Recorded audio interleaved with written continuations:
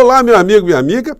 É impressionante como estão acontecendo coisas inacreditáveis mundo afora e aqui no Brasil também, como eu mostrarei para vocês no nosso encontro de hoje, que afetam a nossa realidade concreta, que mexem com os debates políticos aqui no nosso país, especificamente alguns fatos que estão se dando aqui com um vizinho nosso, aqui do lado, com a Argentina.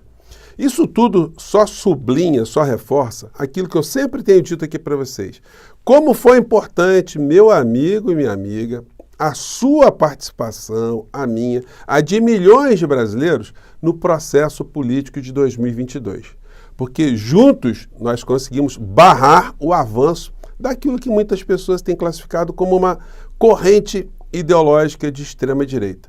Mas não é só isso não. É uma corrente anticivilizatória, é uma corrente vigarista, é uma corrente corrosiva, é uma corrente que quer jogar não só o nosso país, mas a humanidade a alguns passos, muito acelerados para trás. Bom, vou conversar com vocês sobre o que está acontecendo, mas antes de mais nada, quero convidar você que está chegando agora ao nosso portal, ainda não é inscrito, para que você se inscreva aqui conosco, venha participar das nossas atividades, participe dos nossos chats. Eu sempre abro meia hora antes da gente entrar no ar aqui com vocês. Enfim, mande seu comentário, dê seu joinha, compartilhe os nossos vídeos. Se você puder, se inscreva aqui também no nosso clube de membros, tá legal? É uma forma muito bacana de você ajudar o nosso portal a chegar cada vez mais a mais pessoas como você. Bom, vou começar aqui pelos assuntos internos, É com muita satisfação que eu estou vendo muitas pessoas abordarem a importância do Procurador-Geral da República. Se os grandes veículos de comunicação tivessem jogado luzes sobre o senhor Augusto Aras e a senhora Lindora Araújo, lá atrás, provavelmente algumas situações hoje já teriam causado algum tipo de repercussão jurídica e até cadeia, No entanto, a coisa foi muito bem amarrada para que, no curso da economia aqui do nosso país, nada sofresse nenhum tipo de turbulência para os interesses dos grandes grupos econômicos.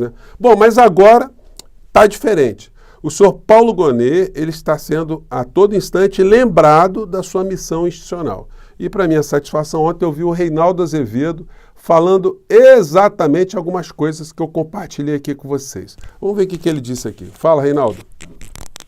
Até mesmo Temer. Inclusive o que não era. A Procuradoria não tem que olhar para isso. Tem motivo? Tem motivo. Apresenta-se denúncia. Não tem motivo, não vou apresentar e acabou. Enfim. Ele está falando do Paulo Gonet, do prazo que eu tenho comentado com vocês, que hoje é um prazo de 6 dias, segundo reza o Código de Processo Penal e uma decisão do ministro Alexandre de Moraes. Vamos lá. Então não tem que ficar olhando para calendário eleitoral. A Procuradoria tem que estar acima disso. Ah, mas apresentar agora, justo em clima eleitoral, mas tem eleição a cada 2 anos. Ou são as eleições municipais ou são as eleições federais. Não é? Federais também. Então é isso. É exatamente o que eu comentei aqui com vocês. Ontem eu mostrei vários veículos que estão levantando isso. E hoje até o Jornalão levantou também uma questão aqui. Até fazendo aqui uma paródia, de um certo modo. É uma peça. Chamada Esperando Godot, eles colocaram aqui, Esperando Gonet. PGR se equilibra na relação com STF e Polícia Federal às vésperas de decisões que vão de Bolsonaro a ministro de Lula. E aqui tem uma matéria de página inteira. E nessa matéria aqui, eles também ventilam, as conveniências eleitorais, etc, que o Procurador-Geral da República estaria levando em consideração. Fato que ele não tem que levar em consideração. Isso, nenhum promotor no Brasil, nenhum procurador da República no Brasil fica olhando o calendário eleitoral, agora tem... Daqui a pouco vamos ver aqui, tem missa, tem feriado, tem a festa do peão boiadeiro, tem o final da Copa do Brasil, enfim... As coisas não funcionam assim na legislação. Então, é muito simples, gente. O procurador de justiça, o promotor de justiça, o procurador da República, o procurador federal, enfim, quando ele está atuando ali como um órgão fiscal da lei, um órgão acusador, quando ele recebe as peças todas de um inquérito policial, de uma CPI, ou de uma CPMI, o que ele tem que fazer?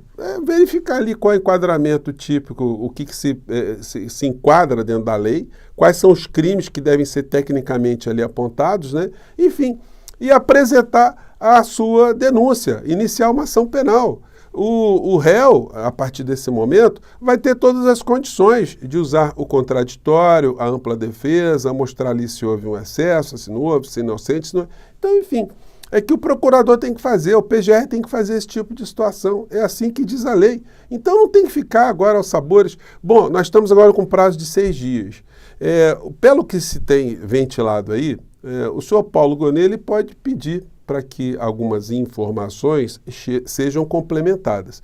Se ele for uma pessoa que tiver uma inclinação para cobertar crimes também, como foi o caso do senhor Augusto Aras e da senhora Lindora Araújo, coisa que eu espero que não aconteça em hipótese nenhuma, ele pode jogar esses atos dele de uma forma ad eternum, né? Eternamente. Ele toda hora pede uma diligência, vai indo, não termina nunca, enfim.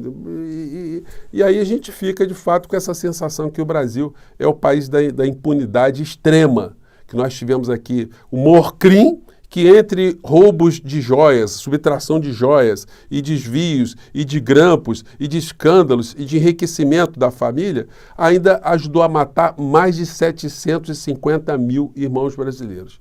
Então, não é pouca coisa a responsabilidade do senhor Paulo Gonet, né? Bom, então, sublinhando isso aí, fazendo mais votos aí que outras pessoas, outros amigos aqui nas redes sociais joguem luzes sobre isso que está acontecendo para a gente não deixar o nosso país caminhar para esse rumo da impunidade nesses casos todos, né? Bom, ontem eu fiquei acompanhando nos noticiários à noite. Gente, é impressionante. Eu queria chamar a atenção de vocês para o seguinte, olha só, essa aqui é uma página do Jornal Globo, uma página inteira, falando do quê? Do candidato a vice-presidente na chapa de Donald Trump. Ontem, tanto a CNN como a Globo News fizeram coberturas especiais, botaram o discurso lá de quase 1 hora do candidato a vice do Trump. O Jornal Nacional deu entradas, né, ao vivo, olha, estamos aqui. Gente, aqui no Brasil, quando temos eleições presidenciais, vocês já viram esse tipo de movimentação? Uma cobertura de 1 hora sobre o que vai falar o vice-candidato de uma das chapas concorrentes à eleição presidencial. Isso mostra, assim, um total servilismo, né? Um total acoplamento às coisas que acontecem nos Estados Unidos para as coisas que acontecem aqui no Brasil. Tudo bem que o assunto é importante, uma eleição muito importante no mundo, mas no mundo inteiro não se tem dado o destaque que tem se dado aqui no Brasil a esse tipo de evento lá, né? As pessoas estão mais informadas do que está acontecendo nas eleições dos Estados Unidos que estariam aqui no Brasil com a eleição presidencial, né? Então fica o registro aí dessa situação, né? Daí entrando aqui para os nossos vizinhos. Gente, notícia de hoje do Infomoney. Terapia de choque de Milei na economia agrava a desigualdade de renda na Argentina. Salários no setor informal subiram 136% em abril. Você fala, nossa, subiu 136%, super aumento, né? Mas a inflação no período alcançou 272%, ou seja, o dobro, né? Então, o trabalhador na Argentina, ele tomou ferro, né? Como se diz lá em Minas, né? Levou um caminhão de ferro. A pobreza atinge 55% da população da Argentina no primeiro trimestre, aponta estudo. O dólar está subindo direto na Argentina também, as reservas já não existem mais. E o presidente eleito da Argentina, que é um representante dessa extrema-direita, ele nos ajuda a perceber aquilo que eu falei na abertura do nosso papo, como a gente se livrou, né? Pelo menos a gente conseguiu barrar o avanço de psicopatas, criminosos, vigaristas, de pessoas sem noção que estão afundando com os seus povos, né? O Milei ontem fez o seguinte, gente, ele foi lá no encontro israelita, um encontro de judeus lá na Argentina, e praticamente declarou guerra ao Irã, porque não foi uma frase solta, ele falou meia hora ali e ele falou coisas assim, eu acho que dá para pegar aqui, vamos pegar aqui. El atentado cobarde a la AMIA, a través del cual el terrorismo iraní se cobró la vida de 85 argentinos. Aí ele fala no atentado que teve na Argentina há 30 anos atrás, mas ele está atribuindo isso ao governo iraniano. E mais à frente ele continua reforçando isso, falou várias vezes. Porque lo vuelve un delito imprescriptible y donde también se responsabilizó finalmente a la República Islámica de Irán y a Hezbollah por el atentado. E aí foi nessa linha, né? E aí é o seguinte, né?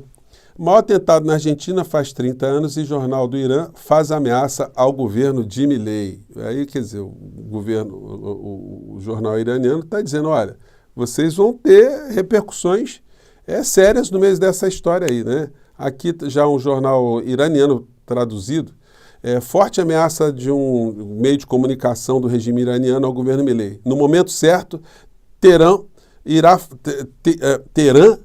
irá fazê-lo arrepender-se da sua inimizade, né? Então, como já não bastassem uma série de confusões que o Milei está armando, ainda está armando confusão com o Irã. E o jornal está dizendo, olha, vai ter uma hora aí que vocês vão ter que prestar contas dessa história, tá? Enfim.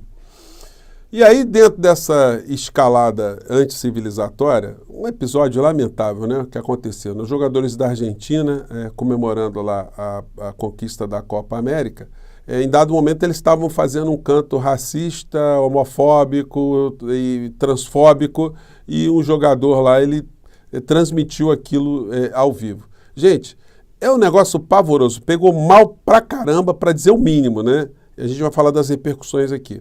O que eles cantaram foi mais ou menos isso. Eles jogam pela França, mas são de Angola.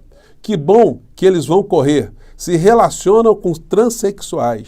A mãe deles é nigeriana, o pai deles cambojano, mas o passaporte são franceses, ou é francês, né? Gente, que baixaria, né? E o que fez o secretário de esportes da Argentina? Ele falou, olha, os jogadores têm que se retratar, o Milei como capitão da equipe, tem que se retratar, isso foi um negócio muito desagradável, para dizer o mínimo, né? O que o Milei fez? Demitiu o secretário. E disse o seguinte, a presidência informa que nenhum governo pode dizer o que comentar, o que pensar, o que fazer a seleção argentina, campeã mundial e bicampeã americana ou de qualquer outro cidadão. Por isso, o Júlio Garro, que é o secretário, né, deixa de ser o subsecretário de esportes da nação. E a vice-presidente lá do Milei também foi na mesma linha, né?